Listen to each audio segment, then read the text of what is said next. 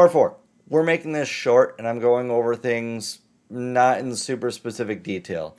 I will give some exact quotes. I'm not going to go over an entire transcript. We'd be sitting here for like 3 hours if I tried to go over every detail of every bit of the transcript. I'm just going to go over some interesting points and take away thoughts on those points. We're going to keep it short, keep it direct. I talked to two different supervisors at Nintendo. I talked with Lori and I talked with Ian.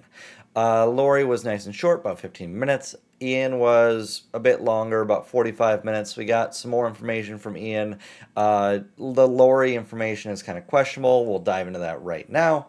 Effectively, we have two major quotes from Lori that I do want to actually go over in direct quote. First one, Lori.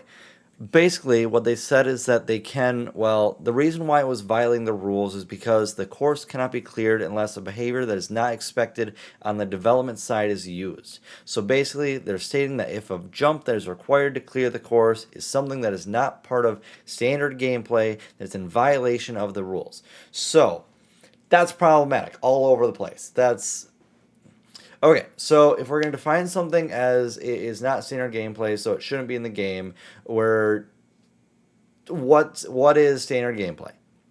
Um, I further got information from Ian that is designed with the thought of that in the game you're expected that things work how they work, run works as run, jump works as jump, and that's about the exam. That's about as far as it goes. So shell jumps, that's not standard gameplay. Midair, not standard gameplay. Troll levels, building those, that's not standard gameplay. Are there any speed running levels? Time attack, is that a thing in baseline Mario games that you're fighting a timer? In any, I don't think so. So maybe speedrunning is gone. Team precision, Kaizo, there is so many things that fall under not this umbrella of what standard gameplay. So that's going to second quote. Okay, second quote. I asked about if maybe it was possible that because the level was too difficult, that could be a reason that it was getting removed. Which she ended up explaining that it shouldn't really be a limitation. It's really just that if there's anything that is not standard gameplay. So it was hammered in a second time that standard gameplay is the topic. Okay, let's get into things with Ian a little bit here. Secondary rep that I talked to. First things first, big thing right from the start of the conversation with Ian is that it was made it clear that this isn't all just a direct quote from Nintendo. This is just his opinion or speculation. Working there for a number of years. It was close to 11 or 13 years. So a lot of it is his long-standing experience working with them and alongside them, but not all of it is direct quotes from Nintendo, if you will. One thing we talked about was the topic of rules and violations. He made it clear that he is not able to talk about what exactly is violating the rules, and the reason why is because Nintendo in Japan keeps things close to their chest. If people know about what things are or are not allowed in specifics, then that makes it so that people can more easily skirt the rules and build just into that area of gray of where it is fine. And then in a later part of the conversation, this kind of circled and continued back, which basically continued to say that while they can't say what isn't against the rules, and he doesn't encourage us to go and try and figure out what is against the rules. Us as a community should be sharing our experiences and letting each other know what we found was against the rules so that others don't break the rules, which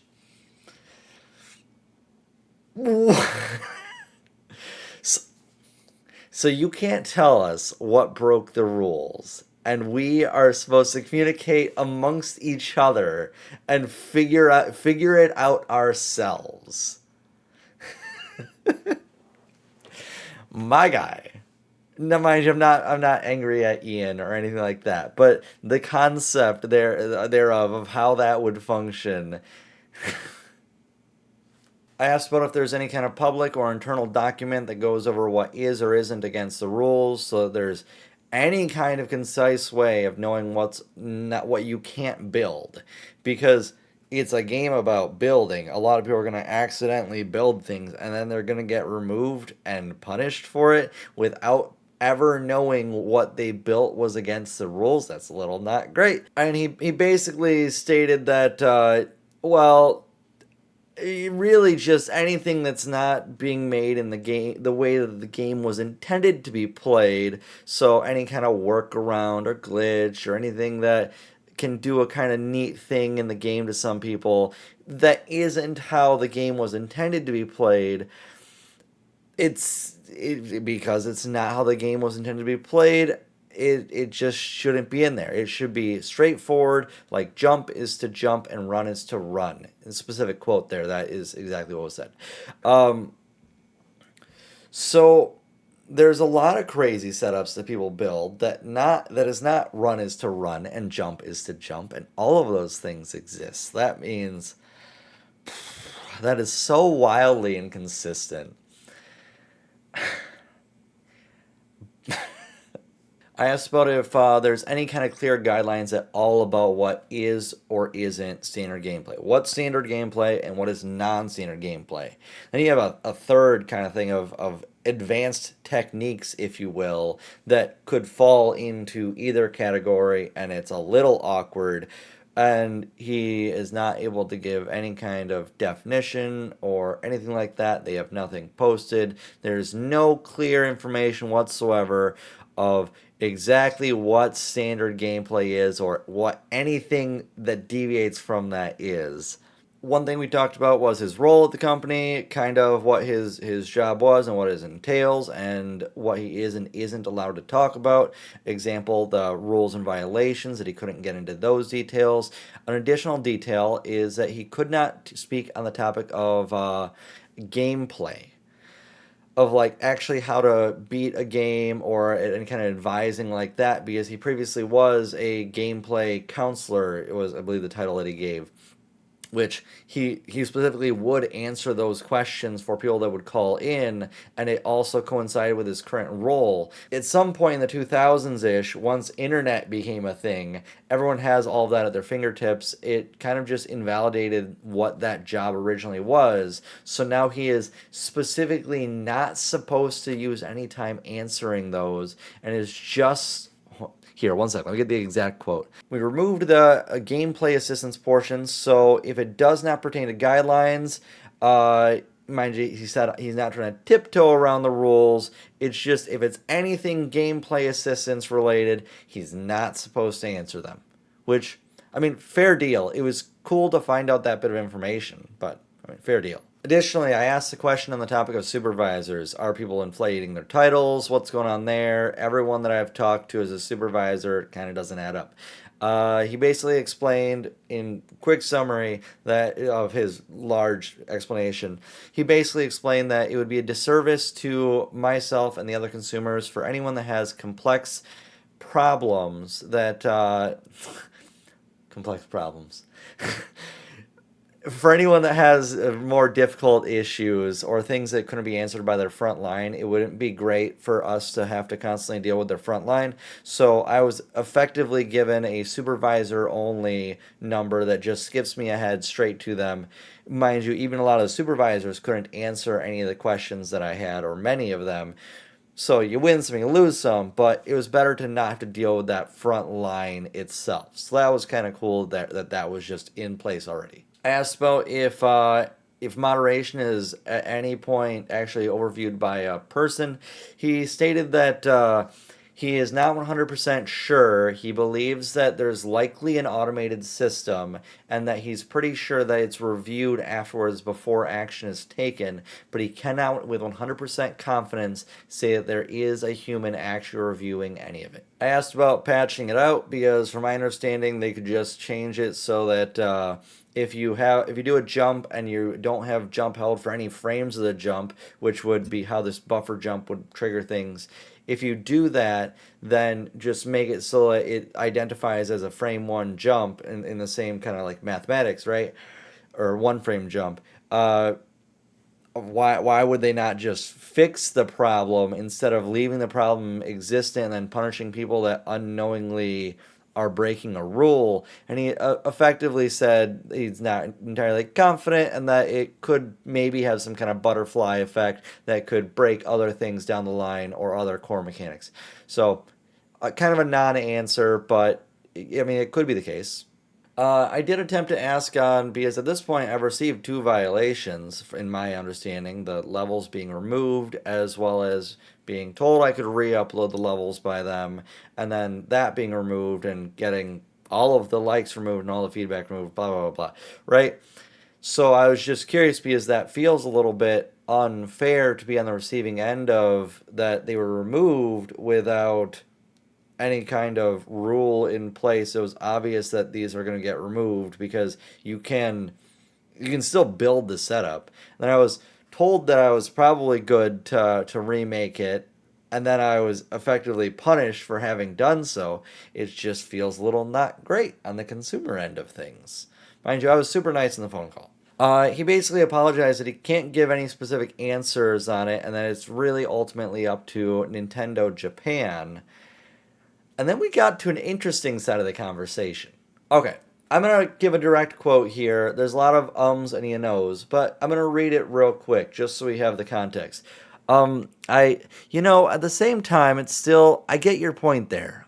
It's just, and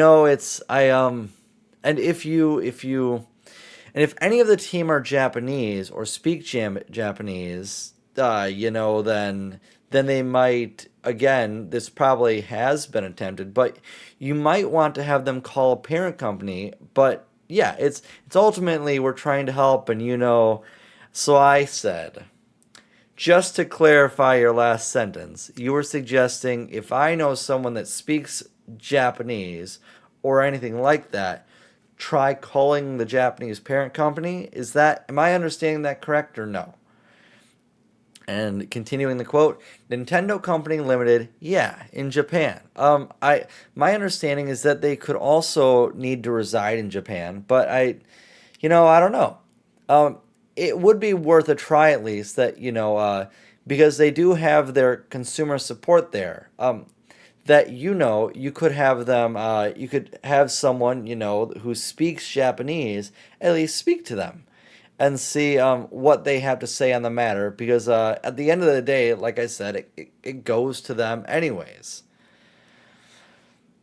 It continued, I'm not saying that it'll get you any further, to be quite honest, but I don't know. I mean, like, being that it's a Nintendo account, that it's set for use in the Americas, I presume, which I confirm, yes, they wouldn't have, the Americas wouldn't have visibility into that team, at least. The consumer support team, I don't think would, because we can't do Japanese accounts or accounts for any other.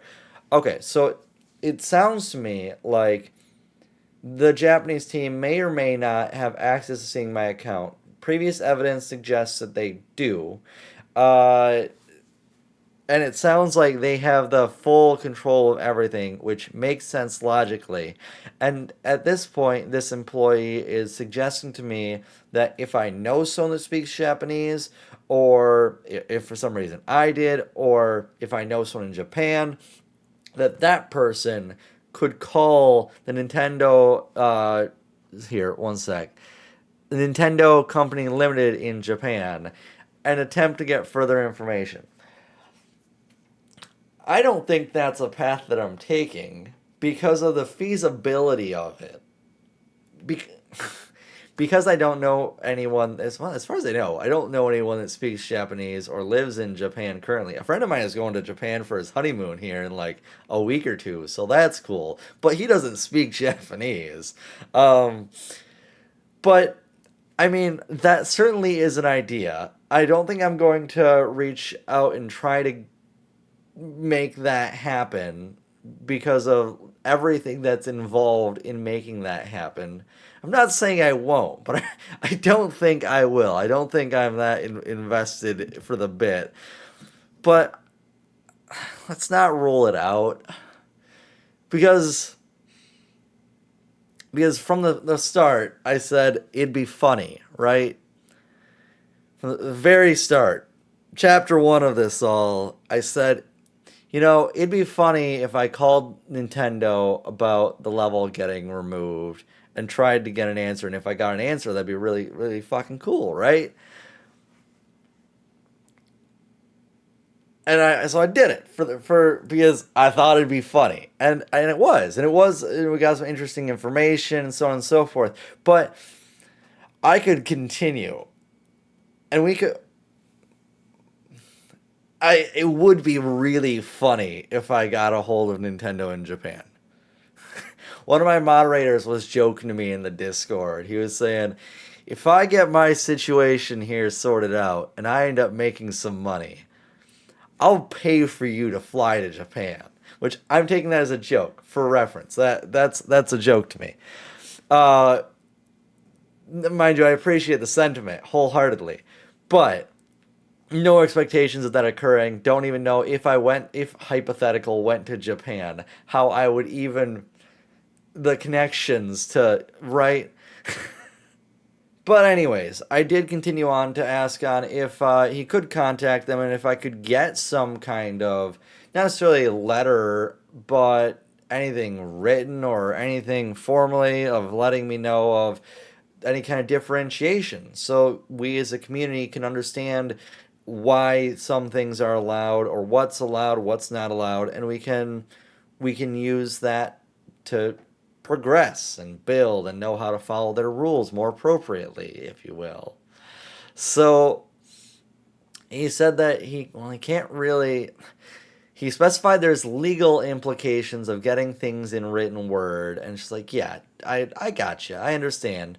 He said it's not like they don't want to get sued, but they're a family friendly platform and he wants to make sure that people are having fun, and he doesn't want to say something and then have it come back to bite the consumer who follows it or the company itself if they were to go back on that decision. So it's understandable, but he is still going to pass it along and my general sentiments on the matter. Uh, I suppose we're coming to a close here with the video, but it's essentially left at he, Ian, and I guess Lori. He mentioned that Lori also drafted up a thing for Nintendo in Japan. So I might get a response back because both of them are drafting up things to send to them.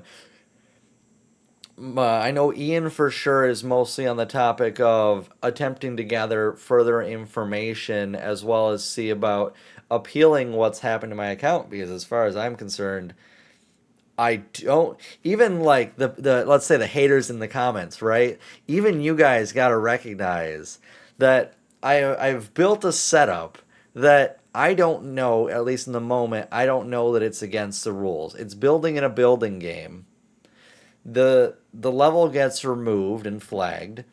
So then I call up the company and they tell me that I'm good to remake it and to call it back, call them back if any more issues arise. So then I make it again and then I receive punitive or punishments, whatnots. That's a little not great to be on the receiving end of. Because I mean, did I do anything wrong there? Is the problem? It is the problem there. So ideally, I mean, we'll see if we get any kind of response back. Ian made it clear that I'm not sure that they'll even get back to us on a matter like this, but yeah, I mean, you never know. They could. Crazier things have happened. So there exists the world of a part 5. I don't think we see a part 5. I think this is the last on the topic of this specific issue with me talking with Nintendo and trying to delve deeper into the buffer jump rabbit hole.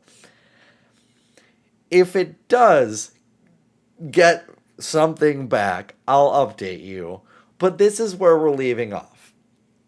Is they're getting back to Nintendo, attempting to see about appealing and getting those strikes removed and getting further clarifications. It was suggested I could take a side route and contact Nintendo Limited in Japan via a translator, or if I know someone in Japan. But that, while it would be really funny and good, I don't think the feasibility of that is going to occur. So, with that, I leave you at, I plan to make more videos, likely in this longer discussion style, because honestly, it seems like there's interest in it.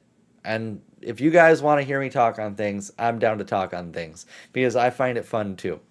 Uh, I may delve into deep topics or more controversies or just the specifics of game mechanics or things like that. I really don't know. I'm probably going to bounce around a lot of different topics, and people will like what they like and don't like what they don't like. I'm not going to do the burn-in subtitles because I know those were generally very controversial, but I will be looking into actually adding in custom subtitles, because there was also a large section of people that did really like the ability to read and focus on the video by their very existence. So, in my mind, I look out for those people who maybe may have trouble focusing, or maybe they are more handicapped in terms of being able to listen and hear things, or auditory issues. So, in my mind, looking out for those people, I'm going to look to adding custom and good subtitles, because there was a lot of people that said that those subtitles and how they functioned was significantly better and easier to watch than the standard YouTube subtitles. So, that out of the way, that is all of that covered. I have a question to you in the comments. If anyone, there was a lot of debate on the caveman coverage in the other part where I defined it all at the start. I did not do that in this video, and I'm not ending with that either. If you want, I will make another like 5-minute video of this condensed down where I'll just fucking cover it all again real quick in caveman speech. If the want is there, I will make it. All right. Anyways, farewell until next time. I'm sorry the delayed release on this topic, but life.